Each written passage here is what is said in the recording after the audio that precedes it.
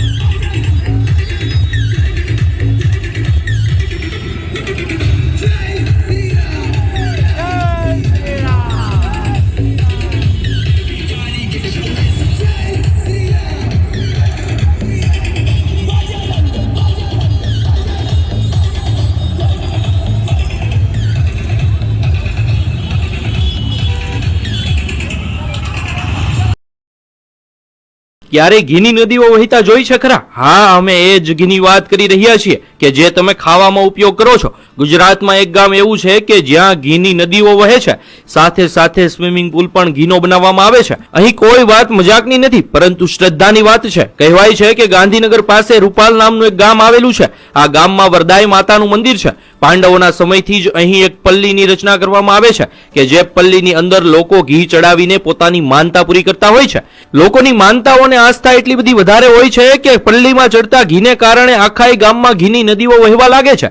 હવે સવાલ થાય કે એટલું બધું ઘી આવે છે ક્યાંથી? તો જે પણ વ્યક્તિની માનતા હોય એ 5 કિલો 10 કિલો કે 15 કિલો ઘી માતાજીની પલ્લી પર ચડાવે છે અને પોતાની માનતા પૂરી કરે છે. આ રીતે ગામ આખું ઘીથી તરબોળ થઈ જાય છે. આ તો શ્રદ્ધાની વાત છે, પરંતુ માતાજી આવી રીતે ઘીનો બગાડ કરવાનું ક્યારેય ન કહી શકે. હા, શ્રદ્ધા પૂરી કરવા માટે આપણે પલ્લીમાં ઘી ચડાવવું જ જોઈએ, પરંતુ આવી રીતે ઘીનો બગાડ કરવો એ યોગ્ય નથી. કહેવાય છે કે આ ઘી કે જે રસ્તા પર હેમખેમ પડ્યું હોય છે એને કેટલાક ગરીબ લોકોમાં વિતરણ કરી દેવામાં આવે છે. રસ્તા પર પડેલું આ ઘી ખૂબ જ ગંદા સ્વરૂપમાં હોય છે, જે ખાઈને ઘણાના સ્વાસ્થ્ય પણ બગડી શકે છે. માતાજીની શ્રદ્ધાનો સવાલ છે તો આપણે જરૂરથી પલ્લીમાં ઘી ચડાવીને આપણી માનતા પૂરી કરવી જોઈએ, પરંતુ આવી રીતે ખરેખર ઘીની નદીઓ વહેડાવી ન જોઈએ અને તેમને બાળકોના પોષણ આપવા માટે ઉપયોગમાં લેવું જોઈએ.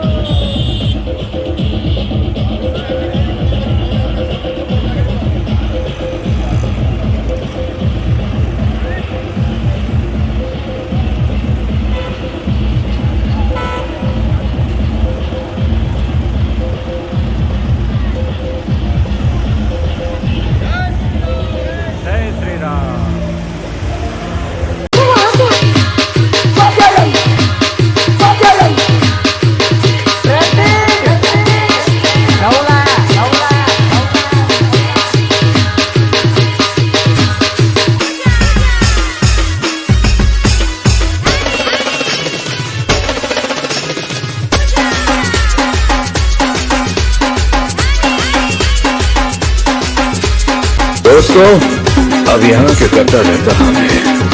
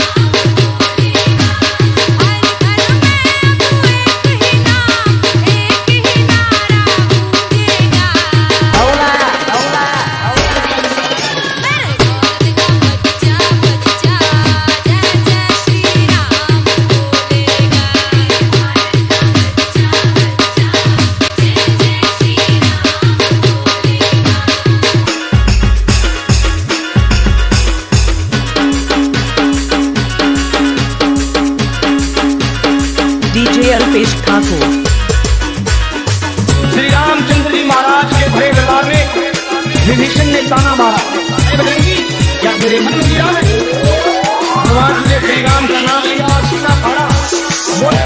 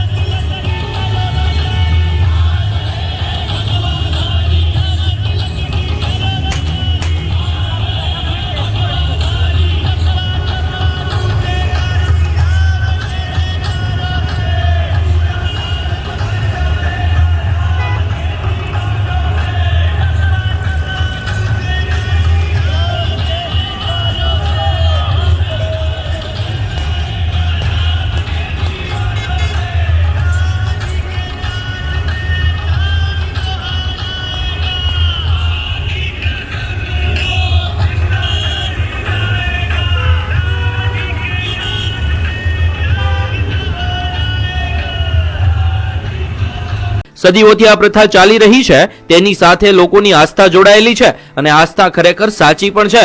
પણ ભગવાન જ કહીને ગયા છે અને આપણા શાસ્ત્રોમાં પણ લખ્યું છે કે અન્નનો બગાડ ક્યારેય કરવો ના જોઈએ. એ ખરેખર ભગવાન જ છે. અહીં ઘીનો બગાડ આપણે ચોખ્ખો જોઈ શકીએ છીએ, તો ખરેખર આ બાબતથી આપણે થોડુંક જાગૃત થવું જોઈએ. ગુજરાતમાં આજે પણ 10%થી પણ વધારે લોકો કુપોષિત છે અને કુપોષિત બાળકોનો જન્મ પણ થયા રાખે છે. માતાને ચડાવવામાં આવતા ઘીથી ઘણા બાળકોને પોષણ મળી શકે એમ છે, તો આવા ઘીનો ઉપયોગ ગુજરાતમાં કુપોષિત બાળકોને પોષણ આપવા માટે કરવો જોઈએ. આ બાબતે તમારું શું માનવું છે? કોમેન્ટમાં જરૂર જણાવજો.